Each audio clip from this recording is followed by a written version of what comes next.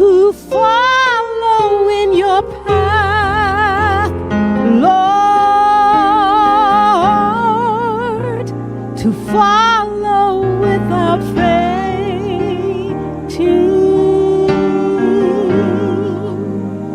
bowing at your throne, Lord, and never looking back.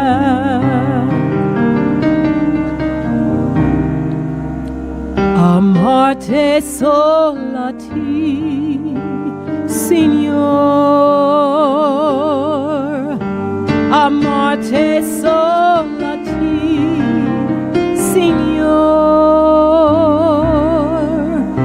Amarte solati, Signor. Y no mirar atrás,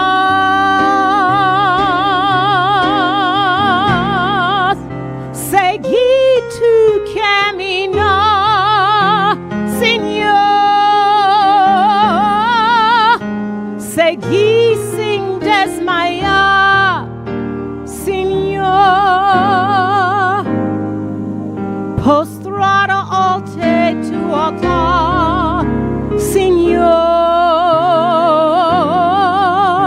y no mirar atrás.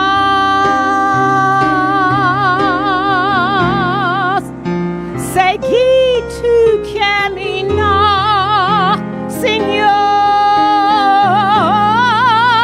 Seguir sin desmayar, Señor.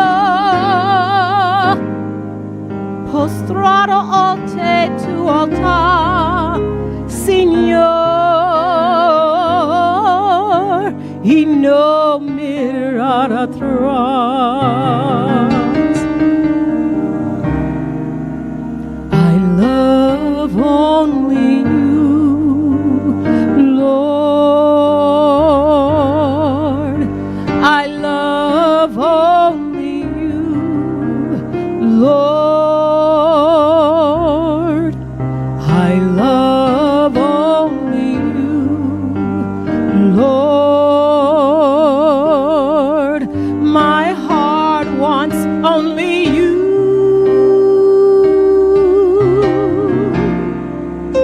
To follow in your path, Lord, to follow without fainting,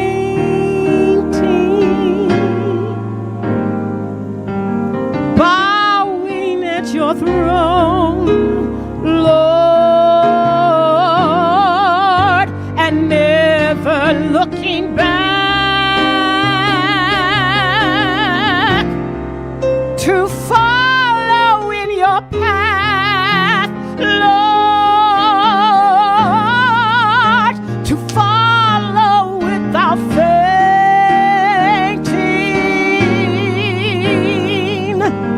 bowing at your throne, Lord, and never looking back.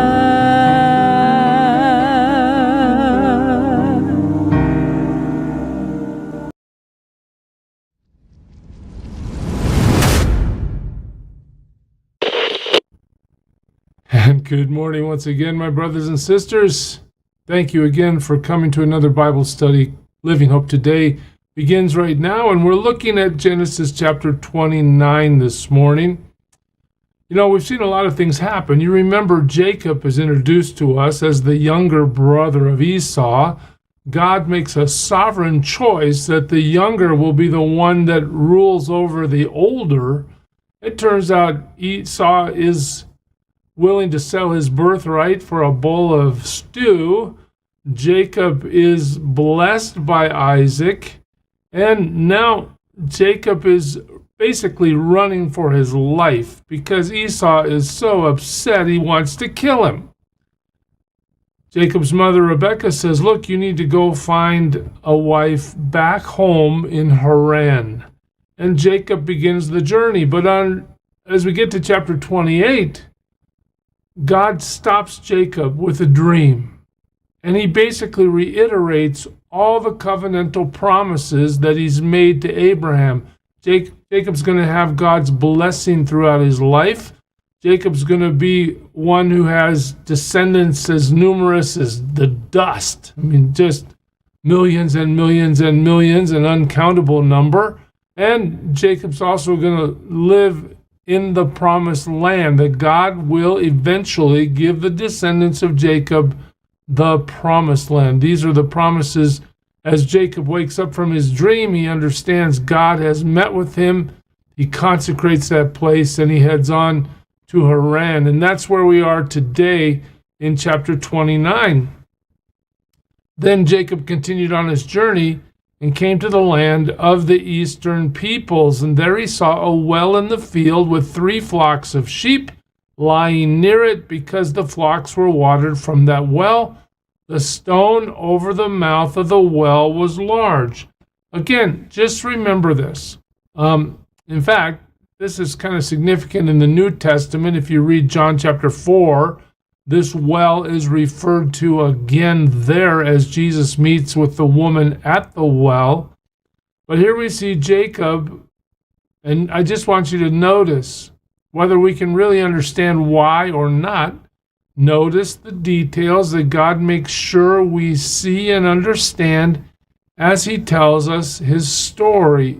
He could bring any detail he wants into the story. He could talk about what the weather was like or who was wearing what fashion. But no, he includes these details. Why? What's he telling us? How does the detail embellish the story?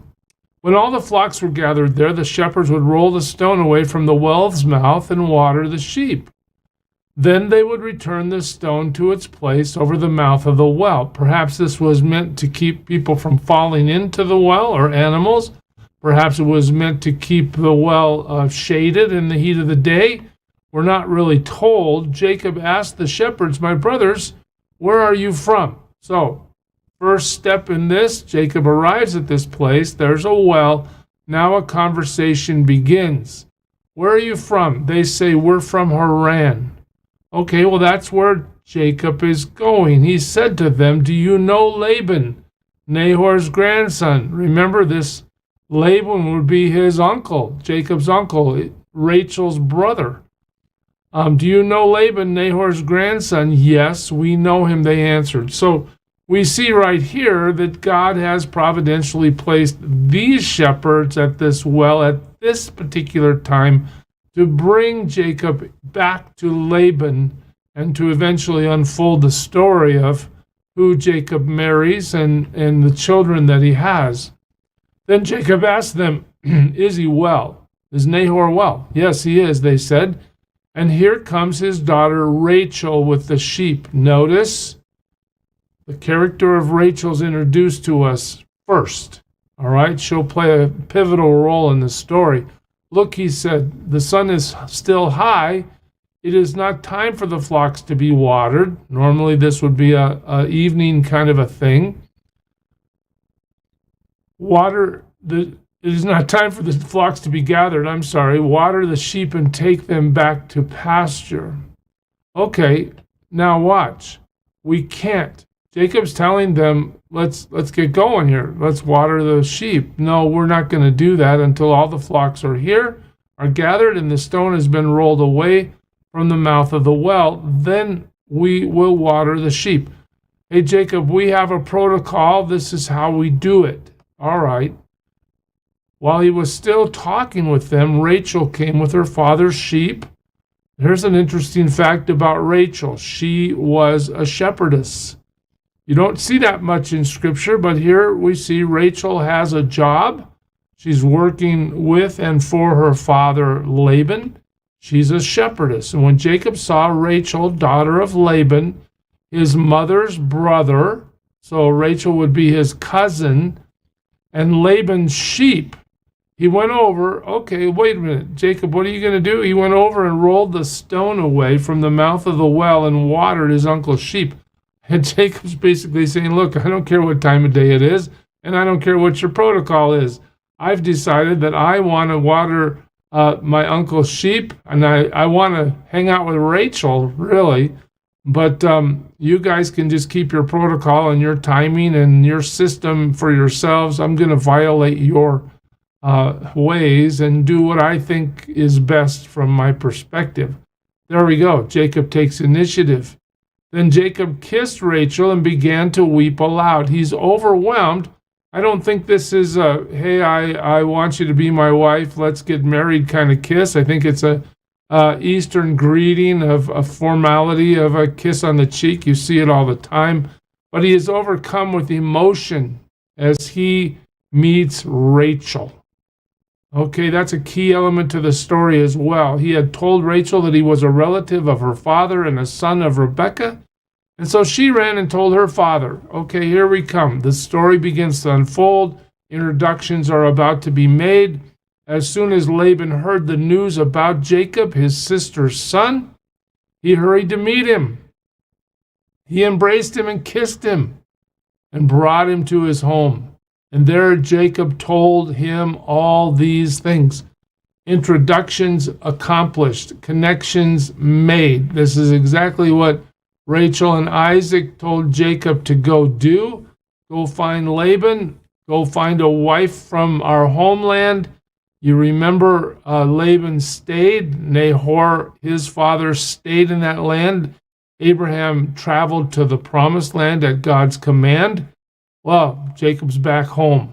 Jacob finds his uncle. Jacob now gets to talk to them. Then Laban said to him, you are my own flesh and blood. And Jacob stayed with him for a whole month. Again, notice how the Bible tells a story. There's no big drawn out moment of, they had this for dinner or, the timing just bam, there's a month. A month goes by. Okay, well, Laban said to him, we assume sometime during this month, just because you are a relative of mine, should you work for me for nothing? Okay, notice the implication in the story. Jacob hasn't just been laying on the couch for a month. He's been working. Okay, tell me what you want. I'm going to pay you. You've been here a month. What do you want? Well, now Laban had 2 daughters. The plot thickens.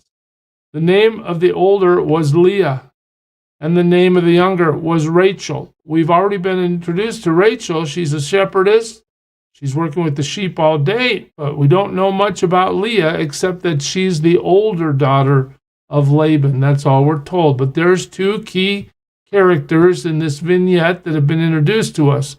We're told that Leah had weak eyes. Remember, back in the day, they didn't have LASIK surgery. They didn't have corrective lenses. If your eyes were bad, you just saw the world blurry, right? Well, that was Leah's problem. She had trouble seeing. But Rachel was lovely in form and beautiful. Jacob is absolutely enthralled with Rachel. That's the point the story wants us to see. Jacob was in love with Rachel. He said, I'll work for you 7 years in return for your younger daughter, Rachel. Notice that we're given a number of years, 7 years. Again, 7 is the number of perfection from Genesis to Revelation. Why is 7 here? Is it significant? Well, I don't know how much you could really read into it, but in the end, it's a detail God wants us to understand. So, Laban asked Jacob, what do you want? Jacob said, this is what I want. I want your daughter Rachel. I want her to be my wife, and I'll work 7 years to see that happen. Laban said, it's better that I give her to you than to some other man. So stay here with me. Yeah, let's go. Laban says, I don't have a problem with that. So Jacob served 7 years to get Rachel, but they seemed like only a few days to him because of his love for her. Isn't that precious? You got a precious romantic story going here. Rachel is lovely in form, beautiful, and Jacob just loves her from his own heart. He can't hardly, every day seems like a second. 7 years just fly by. All right. The deceiver now gets to taste his own medicine. Then Jacob said to Laban, Give me my wife. My time is completed, and I want to lie with her. He's ready. So Laban brought together all the people of the place and gave a feast. Let's have a party. Uh-oh. But when evening came, he took his daughter Leah and gave her to Jacob, and Jacob lay with her. And Laban gave his servant girl Zilpah to his daughter as her maidservant. So here we see another character introduced. Her name is Zilpah. She is Leah's maidservant. All right. Here's a part that it's hard for me to understand this. All right. When morning came, there was Leah. So Jacob said to Laban, "What is this you have done to me? I served you for Rachel, didn't I? Why have you deceived me?" Now, maybe relations were different back in the day. I don't know how you can have a conjugal visit or an encounter with a woman and not know who it is. But Jacob sleeps with Leah without understanding it's Leah. He thinks it's Rachel. He wakes up in the morning and there's Leah. He doesn't know what's going on. I served you for Rachel. You've deceived me. Well, this is the deceiver, right? Didn't he deceive Isaac to get the blessing? Remember? Now he gets to swallow a little cup full of his own practices. He's deceived by Laban. He's slept with Leah. Laban replied, "It is not our custom here to give the younger daughter in marriage before the older one." Okay, so guess what, Jacob? You not only slept with Leah, you're married to her now. Wow, that's quite a surprise in the morning, isn't it? All right. Finish this daughter's bridal week. That's how it usually worked. Once you are married to somebody, they had a week of celebration. Let's get 7 days out of the way, and then we'll give you the younger one also. So you will have Rachel. You just have to wait another 7 days instead of another 7 years. But wait. In return for another 7 years of work.